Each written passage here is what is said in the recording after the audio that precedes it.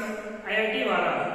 Today we have studied about NCERT lesson 8, Introduction to Trigonometry. In this lesson, we study some usual parts, some usual topics. First, introduction. Second, introduction to trigonometric ratio. Third, trigonometric ratio of a specific angle. Fourth, trigonometric ratio of complementary angles. And fifth, trigonometric identity. यानी कि इस lesson में हम लोग इसके introduction के बारे में पढ़ाई करेंगे, फिर ट्रिग्नोमेट्रिक रेशियो मींस साइड के रेशियो क्या होते हैं इसके बारे में पढ़ाई करेंगे, फिर समझेंगे trigonometric ratio of specific angle, यानी कि जो हमारे ट्रिगन के एंगल्स होते हैं 30 डिग्री 60 डिग्री, इसके बारे में पढ़ाई करेंगे, फिर trigonometric ratio of complementary angle, यानी कि अगर एक हमारा 90 डिग्री है तो दो एंगल का सम कॉम्प्लीमेंट्री होते हैं थीटा और 90 माइनस थीटा, इसके बारे में पढ़ाई करेंगे। और लास्ट पॉइंट क्या है, ट्रिग्नोमेट्रिक आइडेंटिटी, यानी कुछ इसके बेसिक फार्मूले हैं जिससे क्वेश्चन को सॉल्व करते हैं। चलो तो सबसे फर्स्ट आते हैं introduction. What is trigonometry? Trigonometry is a branch of mathematics that study relation between side length and angle of triangle. Trigonometry क्या होता है कि हमारा मैथमेटिक्स का एक ऐसा ब्रांच है जिसमें हम लोग किसी ट्रायंगल्स के साइड की लेंथ और उसके एंगल्स के बीच का रिलेशन यानी संबंध के बारे में पढ़ाई करते हैं। अगर हम लोग कभी किसी ट्रायंगल्स के साइड और एंगल्स के रिलेशन के बारे में पढ़ाई करें तो समझ जाइए कि ये कौन सा पार्ट है, कौन सा मैथमेटिक्स के ब्रांच से बिलोंग करता है, यानी कि ये ट्रिग्नोमेट्री से बिलोंग कर रहा है। ठीक, अब आते हैं जितने भी हम लोग ट्रिग्नोमेट्री पढ़ते हैं सभी को यूजुअली हमारे मैक्सिमम ट्रायंगल्स होते हैं वो राइट एंगल ट्रायंगल होते हैं। अब हमारे पास एक राइट एंगल ट्रायंगल है ABC, इसके 3 पार्ट्स होंगे, 3 साइड होंगे, 3 एंगल्स होंगे। एंगल B हमारा 90 डिग्री है और एंगल B 90 डिग्री के सामने वाले साइड हाइपोटेनस हो जाते हैं, 90 डिग्री के सामने वाले साइड होते हैं हाइपोटेनस। अब देखिए हमारा एंगल A जो है, सपोज अगर ये थीटा है तो थीटा के सामने वाले साइड क्या होते हैं हमारे परपेंडिकुलर होते हैं, और जो एंगल्स का एडजेसेंट साइड होता है वो हमारा बेस कहलाता है। ठीक है, अब आते हैं कुछ ट्रिग्नोमेट्रिक रेशियो है, कुछ ट्रिग्नोमेट्रिक रेशियो है जैसे कि sine, cosine, tangent, cotangent, secant and cosecant. अब ये सब ट्रिग्नोमेट्रिक रेशियो की ये फुल नेम है, लेकिन हम लोग इन सब का एब्रिविएशन यूज करते हैं। साइन को हम लोग पढ़ते हैं साइन, SIN, इतना ही यूज करते हैं। कोसाइन को हम लोग यूज करते हैं कॉस, टेंजेंट को बोलते हैं टैन, कोटेंजेंट को बोलते हैं कॉट, सेकेंड को बोलते हैं सेक एंड कोसेकेंड को बोलते हैं कोसेक। ठीक, अब देखो कि जब ये मैंने आपको बता दिया तो आप इसका स्क्रीनशॉट ले लो, ठीक है, फिर हम आगे बढ़ते हैं। अब हम पढ़ेंगे ट्रिग्नोमेट्रिक रेशियो। अब जो ट्रिग्नोमेट्रिक रेशियो होते हैं इसमें हम राइट एंगल ट्रायंगल को एंगल के बेसिस पे उसके साइड का रेशियो निकालते हैं। तो हमारे पास कुछ ट्रिग्नोमेट्रिक रेशियो थे, हमारे पास क्या है राइट एंगल ट्रायंगल ABC है, B हमारा क्या है 90 डिग्री। अब बताइए 90 डिग्री के सामने वाले साइड क्या होते हैं हाइपोटेनस, क्या होते हैं हाइपोटेनस। सपोज दैट मान लेते हैं कि हमारा एंगल A जो है थीटा है, एंगल A क्या है थीटा है। अब जो थीटा जिसे हम लेट करते हैं मानते हैं तो थीटा के सामने वाले साइड क्या होते हैं परपेंडिकुलर, और जो हमारे एंगल्स होते हैं इसके एडजेसेंट साइड होते हैं हमारे बेस। यानी कि इस राइट एंगल ट्रायंगल ABC में आपको हाइपोटेनस मिल गया।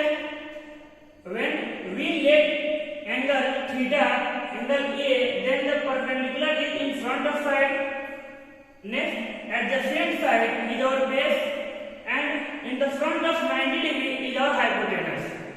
अब देखिए जब मैंने एंगल A को थीटा माना है तो इसके सामने वाले साइड क्या होंगे परपेंडिकुलर होगा, और जो इस एंगल का एडजेसेंट साइड है उसे हम क्या मानेंगे बेस,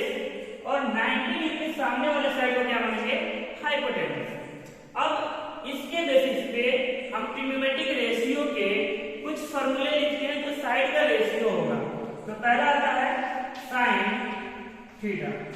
अब ये जो थीटा है आपका क्या है, एंगल ये है ना, ये थीटा है ना, तो साइन थीटा इक्वल टू क्या होते हैं, परपेंडिकुलर अपॉन हाइपोटेनस। क्या होता है, परपेंडिकुलर अपॉन हाइपोटेनस। अब ये तो हमारा हो गया परपेंडिकुलर अपॉन हाइपोटेनस। हमारा परपेंडिकुलर क्या है, तो साइड का लेंथ होता है ना, जो साइड होते हैं उसके लेंथ होते हैं, तो साइड का लेंथ क्या है, बी और सी, यानी कि बीसी अपॉन एसी। क्या होगा जी, बीसी अपॉन एसी। सेकेंड होते हैं हमारे कॉस। अब ये कॉस थीटा इक्वल टू क्या हो जाएंगे, तो कॉस थीटा इक्वल होता है बी अपॉन एच। क्या होता है, बी अपॉन एच, यानी कि बेस अपॉन हाइपोटेनस। तो क्या होंगे, बी अपॉन एच।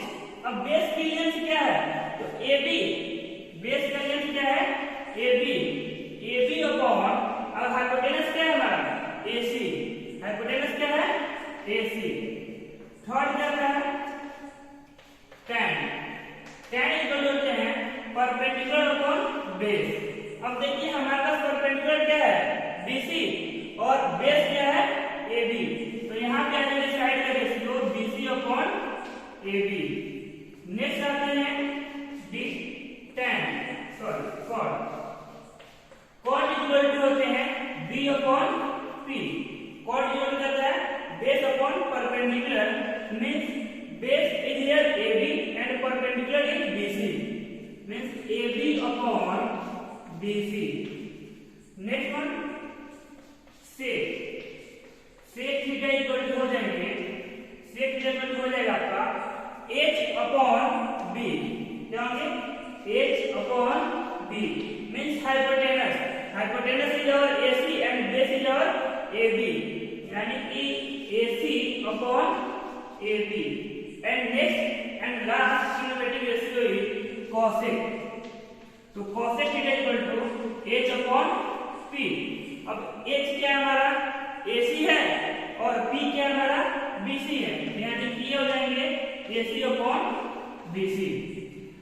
अब जितने भी मैंने अभी आपके सामने जितने भी ट्रिग्नोमेट्रिक रेशियो लिखा है, ये सब के सब परपेंडिकुलर अपॉन हाइपोटेनस का रेशियो है, यानी कि साइड के लेंथ का रेशियो है ये आपका, ठीक है।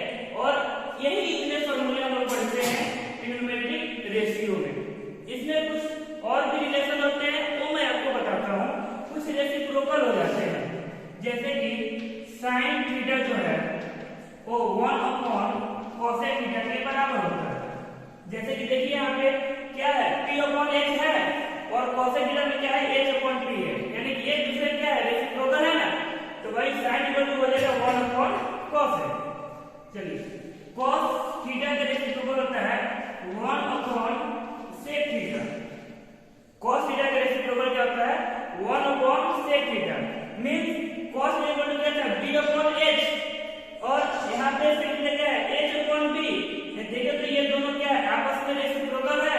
इसका मतलब ये है कि cos क्या है, सेक थीटा का रेसिप्रोकल है ना। और लास्ट आता है tan theta is equal to 1 upon cot theta. tan theta equal to 1 upon cot theta. अब देखिए कि tan की वैल्यू क्या होता है, p अपॉन b, और cot की वैल्यू होता है b अपॉन p। अब क्या ये दोनों आपस में रेसिप्रोकल है? जी हाँ, ये सब के सब क्या है, आपस में रेसिप्रोकल है। तो ये तीन रिलेशन भी मिल जाते हैं। साइन कोसेक का रेसिप्रोकल होता है, cos सेक का रेसिप्रोकल होता है, और tan क्या होता है हमारा, cot का रेसिप्रोकल होता है। ठीक है, अब इतने जितने भी मैंने बताया फॉर्मूले, इसको आप लोग एक बार स्क्रीनशॉट ले लो, ठीक है, फिर आगे बढ़ते हैं। अब हम ट्रिग्नोमेट्रिक रेशियो के बेसिस पे एक क्वेश्चन करके देखते हैं, तो हमारे जितने भी डाउट हो वो क्लियर हो जाएंगे कि परपेंडिकुलर कहां से आता है, बेस कहां से आता है, और हाइपोटेनस कहां से आता है, साइड के रेशियो कैसे लिखते हैं। तो हमारे पास एक ट्रायंगल लेते हैं ABC। क्या ट्रायंगल है जी, triangle ABC right angle at B, यानी कि B क्या है हमारा 90 डिग्री। अब देखिए AB का लेंथ दिया हुआ है 12 सेंटीमीटर, BC का लेंथ दिया हुआ है 5 सेंटीमीटर, और AC का लेंथ क्या दिया है जी 13 सेंटीमीटर। अब आप अपने से नहीं बता सकते हो कि कौन सा ये डिपेंड करता है कि आपको कौन से एंगल पे थीटा दिया हुआ है। तो देखिए सबसे पहले 90 के सामने वाले जो साइड होते हैं वो हमेशा हाइपोटेनस होता है ना जी। और जो थीटा हुआ, जिस एंगल को हमने थीटा मेजर किया है उसके सामने वाले साइड में होंगे परपेंडिकुलर होंगे, और जो एडजेसेंट साइड होगा वो हमारा होगा बेस। अब इसके बेसिस पे हम हर एक ट्रिग्नोमेट्रिक रेशियो को फाइंड आउट करना है। उसे कहा जाए साइन और ट्रिग्नोमेट्रिक रेशियो। अब पहला ट्रिग्नोमेट्रिक रेशियो क्या होता है? Sine theta.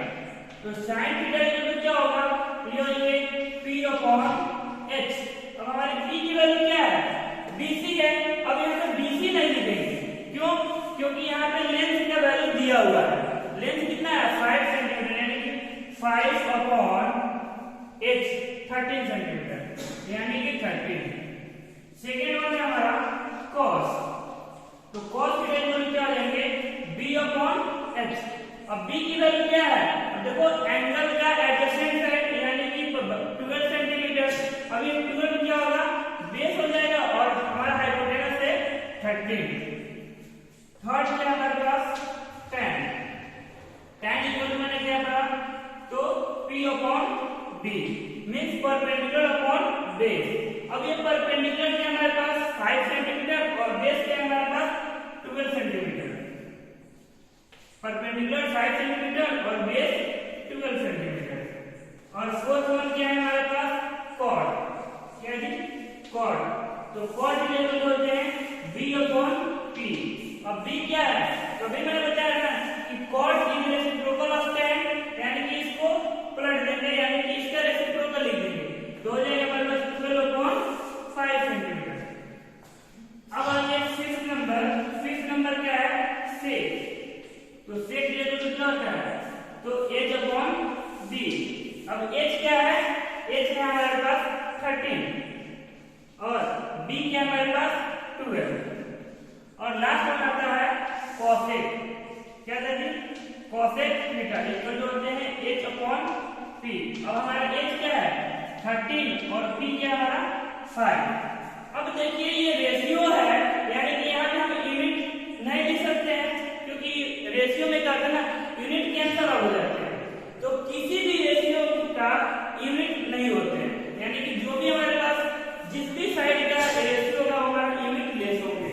ठीक है, इसीलिए मैंने किसी भी रेशियो में सेंटीमीटर का यूज नहीं किया है। ठीक है, तो आपको पता चला ना कि कहां से परपेंडिकुलर आ रहा है, कैसे हम परपेंडिकुलर और हाइपोटेनस और बेस के रिलेशन से इसका रेशियो निकाल रहे हैं। ठीक है, अब आज का मेरा पढ़ाई यही तक रहेगा। फिर अगले पार्ट में हम अगला क्लास करेंगे, जिसमें हम सीखेंगे एनसीईआरटी के एक क्वेश्चन को कैसे सॉल्व करते हैं।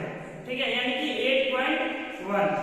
ठीक है, अगर आपको वीडियो अच्छा लगा हो तो वीडियो को लाइक करो और आईआईटी वाले को सब्सक्राइब करो और बेल आइकन ऑन कर लो, ताकि हर एक नोटिफिकेशन आपको मिलती रहे।